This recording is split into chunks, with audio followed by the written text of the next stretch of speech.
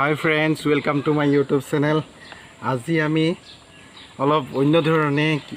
এহাজ কাম বুলি ভাবিছো ইয়া কল পচলাৰ কাৰণে আমি ইয়া এডাল কলগছ কাটি লৈছো পাদি আৰু মই আহিছো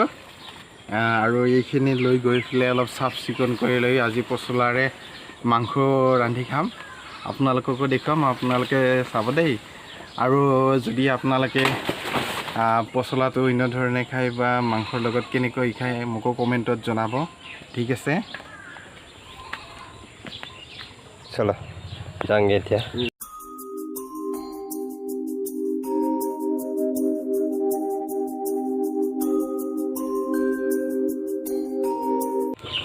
আদৰা বল যামগে বল মুখ নকৰিবা আরে এইটো ল আরে বল মোবাইল লৈ লব বল আহা গাড়ীটো লৈ বল বলা সারাল পিছে পিছে বল ঠিক আছে আহক মছলা যেহেতু খাম সেইকাৰণে কষ্ট কৰি নিব লাগিব আৰু